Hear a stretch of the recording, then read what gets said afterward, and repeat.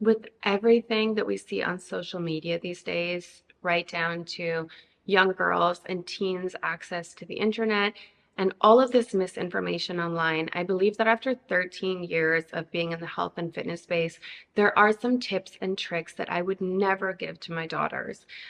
Sometimes I really think about the access that people have to the internet and online and all of the misinformation and all of the bad information. Of course, that's subjective to your own personal opinion, but my own personal opinion tells me that after 13 years of consistently doing health, doing fitness, being in the professional sphere, that there are so many things that I would never advise another woman, let alone my daughters, to ever do. And the first one would be working out to look good. Of course, that's an element of it. Don't get me wrong. That phrase on its own sounds a little bit sketchy, but for me, I do not work out to look good anymore. Like, of course, I want to have a six pack. I want to have a nice juicy bum.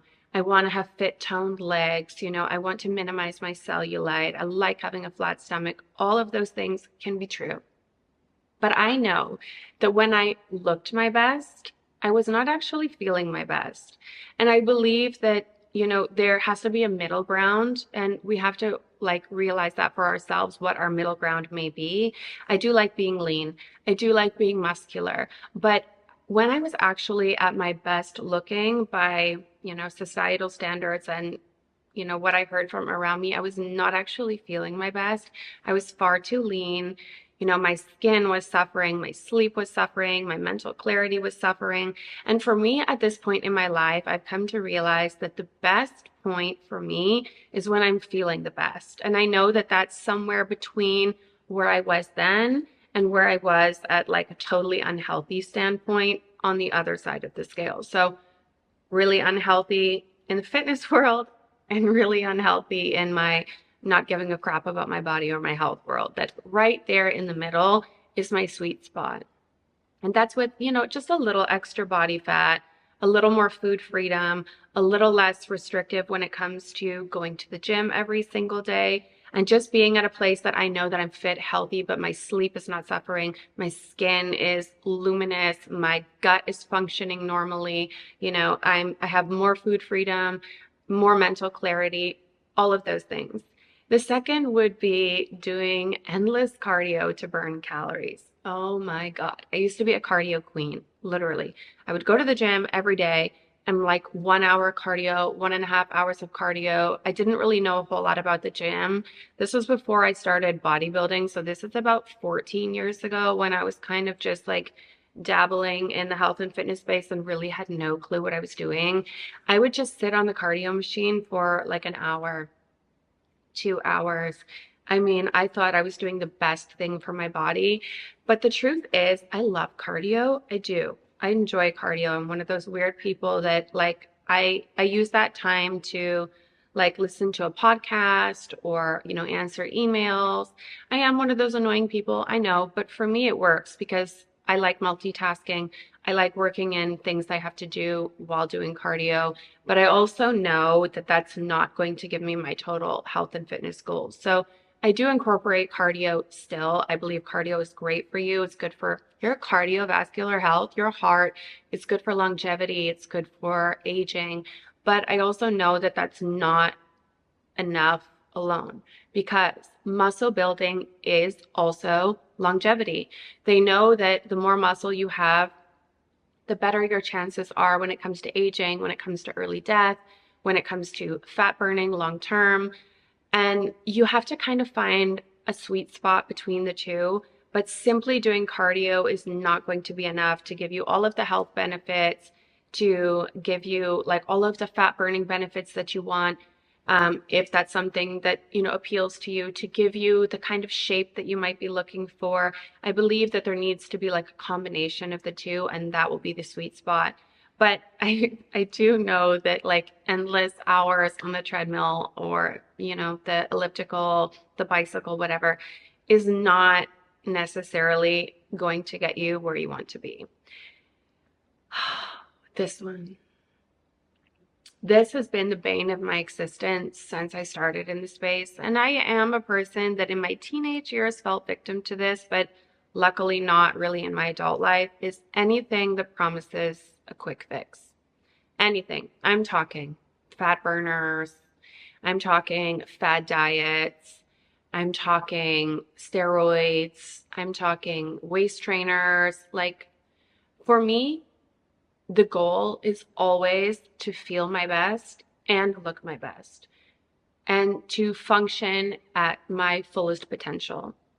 So anything that's going to mitigate that, I'm talking any kind of weird, sketchy, over the counter, thing that you're going to be taking. I'm talking like crushing your organs with, a corset.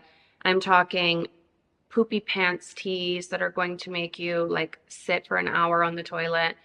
I'm talking steroids, with all of their side effects, whether it be skin, hormone levels, infertility problems, like all of those sorts of things. Anything that's promising a quick fix to me is a no-go.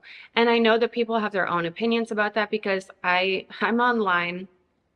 It's not my first day on planet Earth. I know that a lot of people rave about these sorts of things. You just need to take a little bit of this, or you just need to do this. And they're promising you all of these results. But for me, as someone my age that's been in this industry for this long, that's worked both professionally and just, as an individual, I know that I would do absolutely nothing that would sacrifice my health long term. I don't believe that people think far enough ahead to think about the implications that it will have on their health long term. You just want to look good in the moment. You want that quick fix. You want that wow factor, that your progress picture from 6 months ago looks shocking when you look in the mirror today, but it's just not smart. I'm sorry, I have to say it. It's not. And I believe that the number one goal should always be health first, aesthetics second. And I believe that if you chase health first, then the aesthetics are going to follow. I think that patience is such an underrated trait. And if you have the ability to be patient, if you have the ability to work hard, if you have the ability to stay disciplined, then you will get results. And it may not be as shocking as the person that you see online, but you don't always know how those people are feeling. And I can say, as someone that was in like the bikini competing world, I know that looking your best is not always feeling your best. I can tell you, I should make a whole video on all the things that were not feeling 100% when I was, looking my best. And I think that if I could go back and if I could give any advice to someone that's younger than me, that's just starting out, I would tell them to not sacrifice for the short term and don't believe a lot of the gimmicky things that are promising you like real results tomorrow, because a lot of it is straight up bullshit. And I think that you can save yourself a lot of strife long term, a lot of headaches, a lot of health problems, a lot of issues that you would never think about, and things that you may not even know that are going to affect you long term can pop up. And I think that that is such an underrated thing that people don't think about. And I would never recommend that to my daughters. Oh, and that takes me to the point of thinking that you can spot train specific areas. Now, I know there's still people out there that are going to tell you like, yeah, you can get a six-pack abs without any of the other things, or you know what, you're going to get a big juicy butt without ever growing your glutes. I know there's people that say that, and I still think it's bullshit. And I would sign my name on the line to tell you that it's bullshit. Can you grow glutes bigger without growing your legs huge? Yeah, of course. Can you only grow your glutes and 0% grow your legs? No, of course not. That's just not how the body works, Can you just lose fat on your stomach without losing fat anywhere else? No, of course you can't. Not unless you're going and getting liposuction. That's just not how the body works. Anyone that like ever paid attention in school would understand that that's just not how things work. It's literally impossible unless you're getting, a BBL. unless you're getting butt implants, unless you're getting liposuction. Like those things are not possible. And if someone is telling you that they're possible, they're trying to sell you a program, they're trying to sell you a pipe dream, they're not being 100% with you. And I think that, you can train your body in a way that can give you something similar, like focus on growing your shoulders and, growing your legs and glutes, and then, you know, focus on not training the midsection, so you can kind of get more of an hourglass shape. Or, doing exercises that target the glutes more and less on the legs. Yes, of course, but you're still going to have an element of losing all of your body fat or growing the glutes while still growing some of the legs, because these tissues, these ligaments are all connected. The body fat on your body, you can't tap into your mind and magically tell it to only metabolize the fat on your stomach. That's just not how it works. And if anyone's telling you that, they're just talking shit. It's just the truth. This one, and this is something that I wish that I had known sooner, is that the scale does not tell the whole story. If you're only focused on losing fat on the scale, or if you're only focused on the numbers on the scale going down, you're not focusing on the right things, because the scale only tells so much. We've all seen the image by now, I'm sure, about how much a pound of body fat weighs versus how much a pound of fat weighs. Wow, they both weigh a pound. I'm tired. We've seen the visual image, the visual representation of what a pound of fat looks like versus a pound of muscle. And we know that the pound of fat takes up a larger amount of space than muscle. But the truth is that if we're only focusing on the scale, then we're not actually focusing on the progress that we're making, because muscle weighs more than fat, yes. And when your body is in a state of recomposition, sometimes you're going to not see the scale budge at all for a very long time, because your body is in a state of recomposition. And I think that the most effective thing to do is focus on how your clothes are fitting, focus on your mood, your energy levels, focus on, taking progress pictures so you can actually see the small changes that are happening, because these are not always visible just by looking at the scale. And if you're only focused on the scale, you're going to find yourself severely disappointed. It's interesting because if I looked at myself, I was curious because I started using an app like 7 years ago, maybe 8 years ago. And of course, I've been bodybuilding for 13 years now. Well, not so much building anymore, but more maintaining. But I am actually 12 kilograms heavier now than I was then. But if you were to see a picture of me, I don't actually really look that different. I have slightly bigger glutes. I have more defined quads and hamstrings, slightly more defined shoulders, and, etc. But if you were to see a picture of me, like, I'm still wearing the same size clothing, and it's not that different. I do have like different measurements if you were to look at me, but visually the representation is not that different, but I am 12 kilograms heavier. That's a lot. And I think that if people were to only focus on the scale, they would think, oh my gosh, I'm gaining weight, which in a lot of people's minds, they would equate that to putting on fat, which is not the truth. And that's why I would always urge people, like, stay away from the scale. Like, unless you're going to like a checkup at your doctor, or maybe you're competing, something like that. You're in pregnancy and it's important to take your measurements, your body fat, your weight. I would say just don't do it. Literally throw it out the window. You don't need to focus on that unless maybe you're someone who is obese or severely overweight, and that is something that's going to really be a marker for you. But still, in my honest opinion, I would just throw it out the window. That you need supplements to get results. Now, okay, supplements do have their place. There are some supplements that I still take, things like creatine. On the odd occasion, I'll take protein powder if I feel like my eating wasn't really on track that day and, I need a little bit more of that.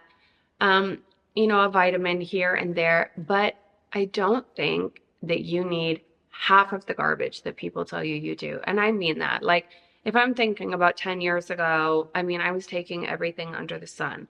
Like, I would walk into the health store and someone would tell me that I need this and this and this and this and this, and I'm going to get maximum results. And the next thing I know, I'm cramming in so much crap into my body that I swear it made me feel worse. I think you don't need a lot of that. And especially when you flip over a lot of the packages and realize that they're filled with all sorts of things that your body absolutely doesn't need, things that actually might be making you feel worse. Because a lot of supplements, a lot of vitamins are not actually regulated. And so it's kind of like the wild, wild west. People can throw in all sorts of things. And I think that a lot of those things are not necessary, and especially not necessary for your goals.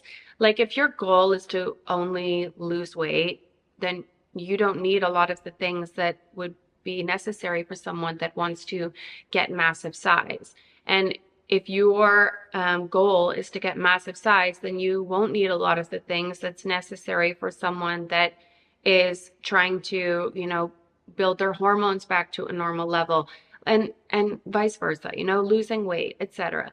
I think that a lot of the supplements that we take are things that were sold as being like a one size fits all, when in fact they're not. And to be honest, I think you just don't need a lot of them. I think that what you should do if you are considering any of them is really do your research, talk to a professional if you have that ability, talk to other people at your gym that, have a similar physique that you would like, or a similar mindset to yours in terms of what they consider to be healthy or not. And just ask around you, gather information, and truly discern for yourself what is actually going to be beneficial for you and what's just going to be a waste of money, or what could actually not help you literally at all. And the same goes for steroids. Dear God, I have my own opinions, okay? And you can take it or leave it. But if I were to be talking to my own daughters, I would say absolutely never, like, steer clear of those. And we're not talking about a woman that's like 45, 50 that's doing hormone replacement therapy. I'm talking about the girls that think that they're going to fast track themselves to losing weight, that they're going to fast track themselves to getting that juicy butt, that some dude at the gym, or someone on a forum online was telling them that this is how they're going to get their dream body. I think that in the long term it causes so much more health problems than it does any good. And I am a person that has seen it time and time and time again.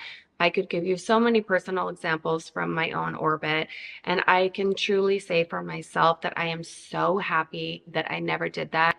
And I'm so happy that I just exited the bodybuilding space when I did, because I truly believe that if you are a woman, and I'm speaking to the ladies out there, it's not going to help you. As a matter of fact, I think it's going to cause you more problems in the long term. And I would urge you to just totally steer clear of that. Now, rest days.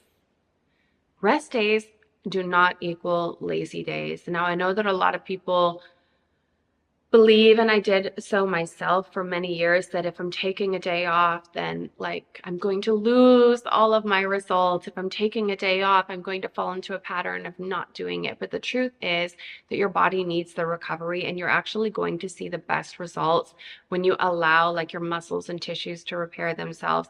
Not only that, but you're going to improve your sleep quality. You're going to get your energy levels back up. Rest is so important, because rest is actually when your body builds muscle. Rest is actually when your body repairs itself. And the more that you allow your body to recover properly, the more results you're actually going to see. And this is everything from improving your sleep, which is going to improve your energy, which is going to improve your workout, to allowing your muscles and tissues to actually recover and repair so that you're able to work them to their best ability again.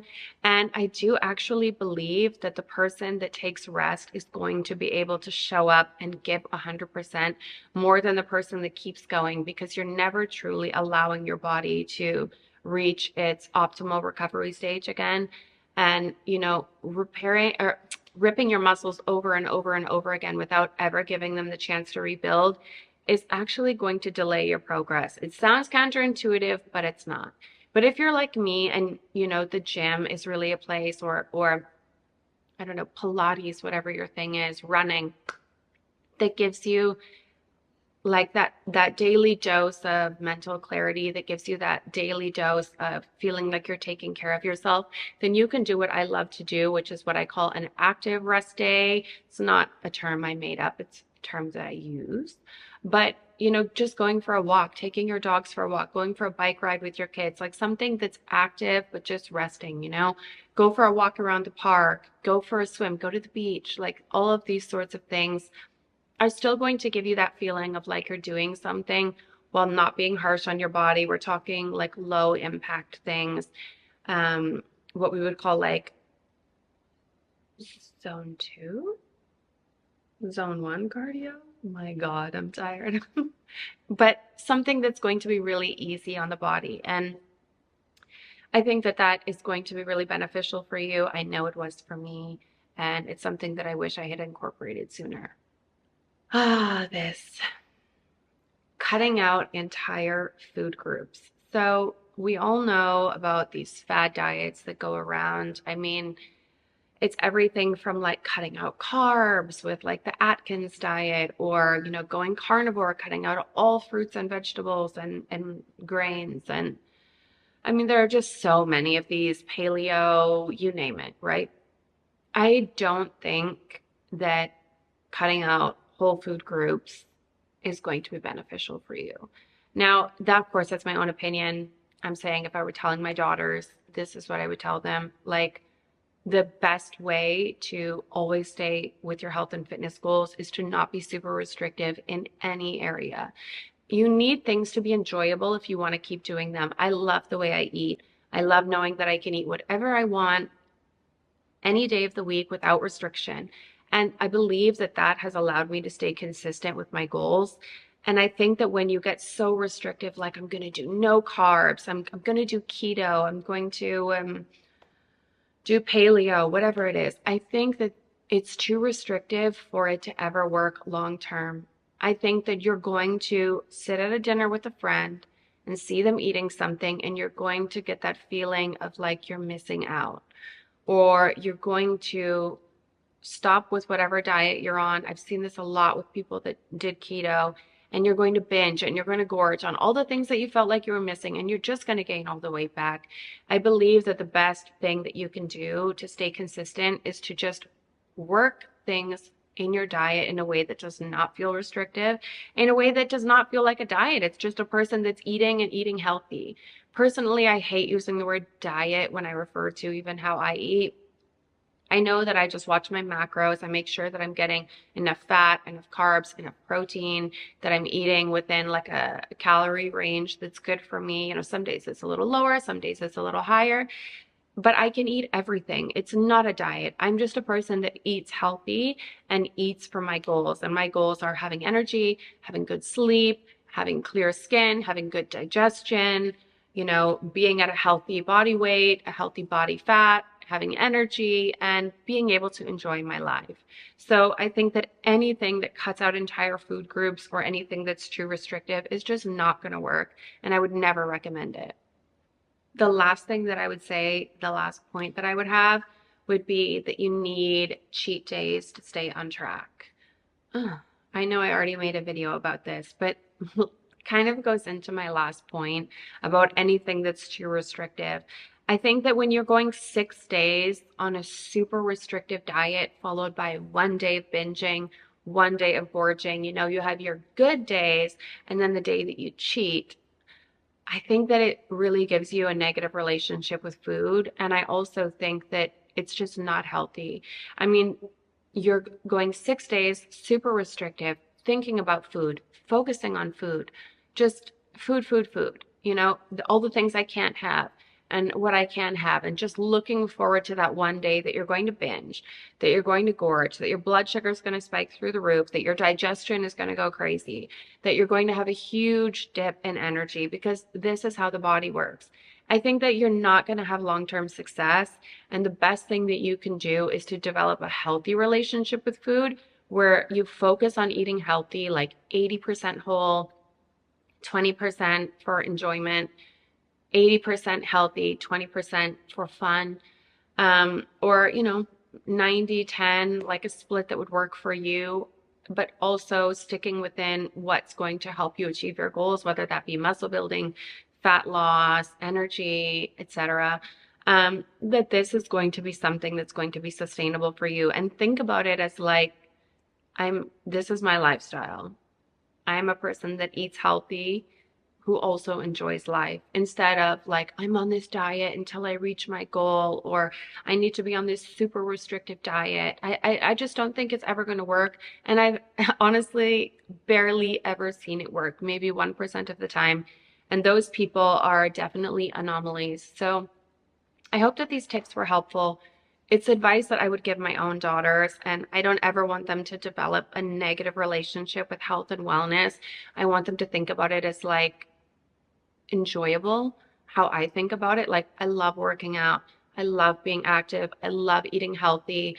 I love how my body feels. I feel good taking care of my body, and I have a healthy relationship with rest, recovery, eating, fitness, that I don't ever think about it as like something negative, like a punishment. I think about it as like something that I'm so excited to do, and I'm really grateful that I'm able to do, and that I'm doing something good for myself. I'm taking care of my body. I'm not punishing it. I'm not rewarding it for being good or good behavior, that it's just something that I do to stay fit, stay healthy, feel like my best self, function as my best self. And I hope that some of these tips were helpful for you. If they were, you can leave a comment in the description box below. If they weren't, tell me why. And if you have anything else to add, as always, leave it below. I would love to hear your opinion. And yeah, I'll see you guys in the next video.